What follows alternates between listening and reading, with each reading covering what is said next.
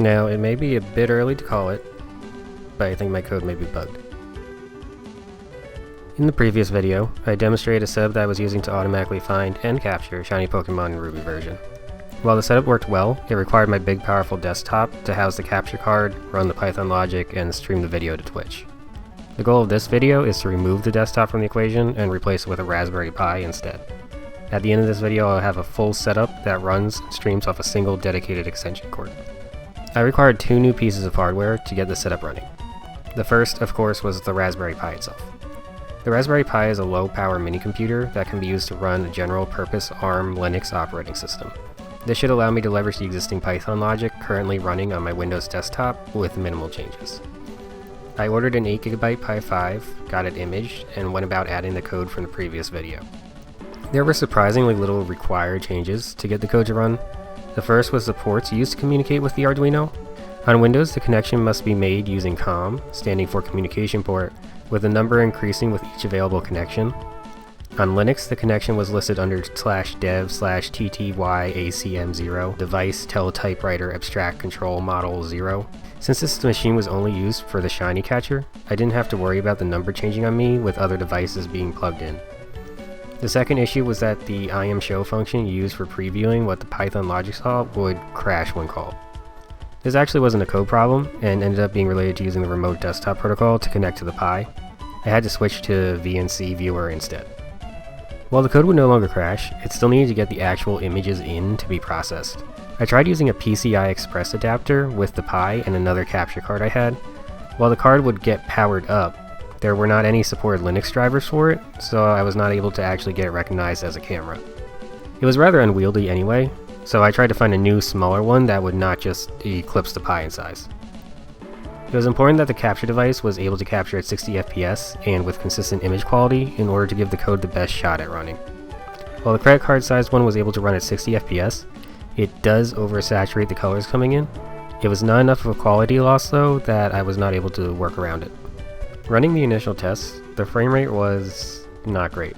Doing some investigation, I found that the frame processing logic was taking about 50 milliseconds to complete per frame. This means I could only get a theoretical max throughput of 20 FPS, ignoring anything else the logic was doing. While some people may have seen a 20 FPS screen reading AI as acceptable, especially on a Pi, I'm not one of them. I cannot abide anything less than a smooth 60. In order to hit that, I will need to have every operation of the code, reading in the video signal, processing the image, updating the state machine, and outputting the updated controller inputs, occur in under 16 milliseconds. I tried to recompile the OpenCV library directly on the Pi to see if I could brute force the speed, but it didn't end up getting any better. It was still 50 milliseconds per template match. So if I wanted performance, I would need to implement it myself. A very mediocre programmer once said, "The most performant, most secure, and most scalable thing you can do is nothing."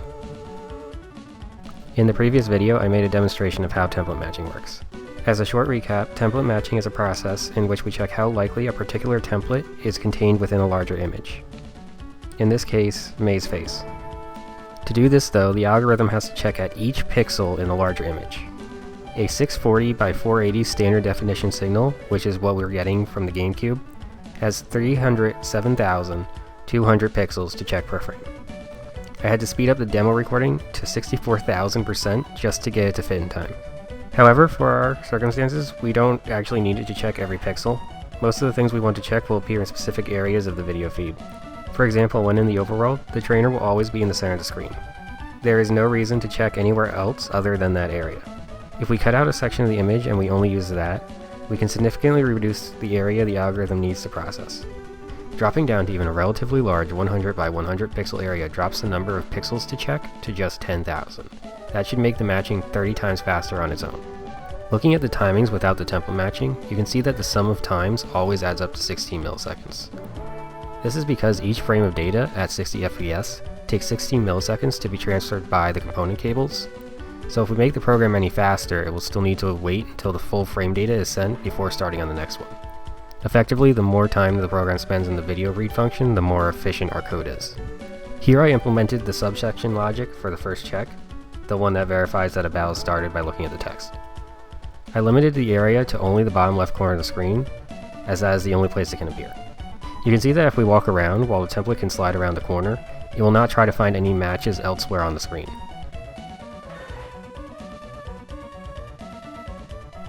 Given this test, let's see what impact we had on the performance. Perfect. Just this change alone should allow for the Pi to be viable. However, I'm going to implement one more change for some future-proofing.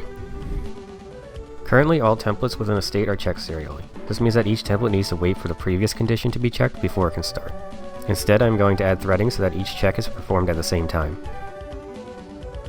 Since the Pi has 4 cores, with threading, theoretically 4 images can be processed at the same time. Python has something called the global interpreter lock, which effectively means high-level Python scripts can only actually run on a single thread at a time. While this ensures that data mutations are atomic operations, it has the pretty important side effect that basically all pure Python code can only run on one CPU core. The Raspberry Pi has 4 cores, so on the surface it looks like we can only use 25% of our available processing power. However, there are several caveats that make threading much more useful than it would at first appear if used correctly. The first is that most applications are actually bound by data access speed, not pure processing speed. When performing operations, CPUs only have a very small section of the program and data immediately accessible for operations, called the cache. These caches are very tiny. To get the data into the cache, the CPU has to flush out any data it wants to keep and request a chunk from the operating system RAM, or in the worst case, the disk. While fast to humans, this is very slow in comparison to the CPU clock speed. And while it is waiting around for data, it cannot move on to the rest of the program. However, with threading, the CPU is able to swap over to start processing a different task while waiting for the first to complete fetching data, even with the GIL in place. This effectively means that we can use threads to potentially fill in holes of execution in order to get more done. The second caveat is that the GIL only impacts pure Python code. Operations performed on Python libraries that use compiled C can ignore the GIL and process at the same time Python and other C operations are performing.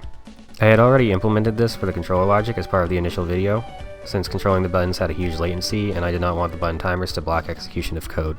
After the changes, we were still performant, but there was something in the performance output I could not understand. When threading, it is expected for the main thread to spend at least some time waiting for all the sub-processes to complete, which is what this section of time is here.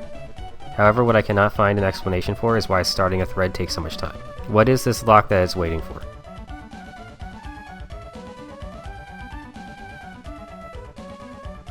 With the performance optimizations done, it was time to stream the output from the Pi directly to Twitch. I found the OBS build for ARM and got it installed and running.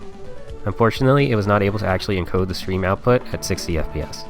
Even if I ran nothing else on the system and I had it just read and output a pre-rendered video file, it still would not reach 60. Despite having no reason to think it would work, I tried instead to see if I could stream the images directly from Python itself to Twitch. Surprisingly, it only took a little bit of tinkering to get an image. Unfortunately, that image was not exactly accurate. The issues ended up being twofold. The video stream was sending the red, blue, and green channels in the range of 0 to 255, with 0 being no brightness and 255 being max saturation. However, the encoder was expecting numbers between 0 and 1. After getting that fixed, the colors were still a bit off. While I think that did look kind of cool, that may just be from staring at the same area for hundreds of hours. This was simply from the blue and red color channels being swapped and the data being sent. That is, red things showed as blue and blue things showed as red.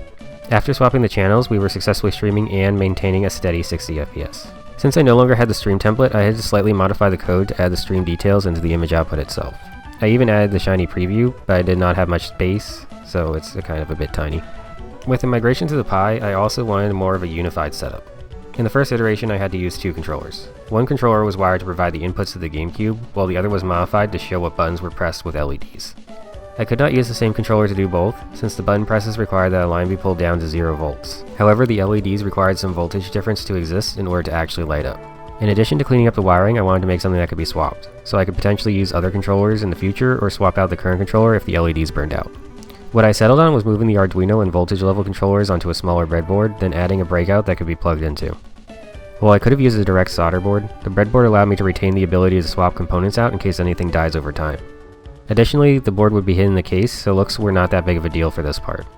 For the controller breakout, I 3D printed a modified GameCube shell so that I could house the LEDs and an actual controller board within the same case. The top layer houses the LED wiring with LEDs poking out the front.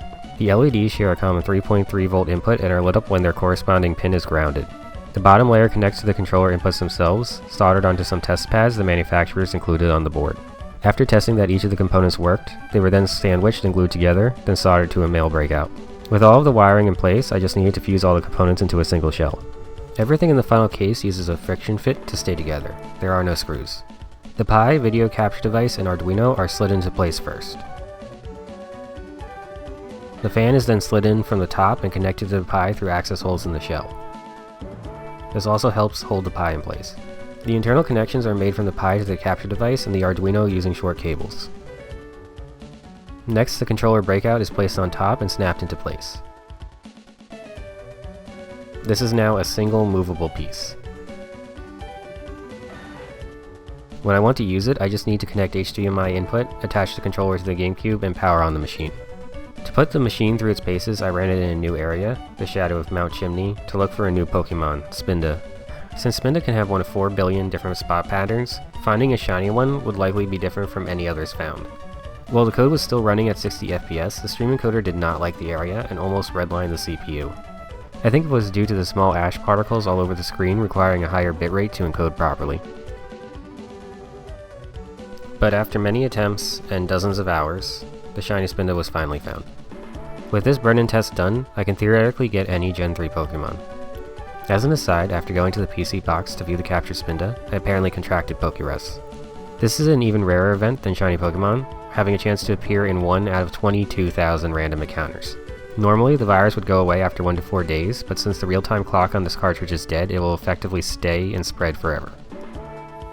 Hey, I originally recorded the script for this video 4 months ago, so I'm adding an addendum for the current state. In addition to expanding the layout and preview, I got the Pi to also process and encode its own controller video feed and swap to using an edge detection algorithm. There was also a bit of an adventure trying to get this shiny Groudon, which had a bit more difficulty than you may have expected. I may make a short video on that. The next video I am working on is the capstone to this project in Gen 3, so subscribe for when that comes out. Eventually. Thank you for watching. If you're new to the channel, I would recommend the previous video for more details on the actual design of the system that is being used.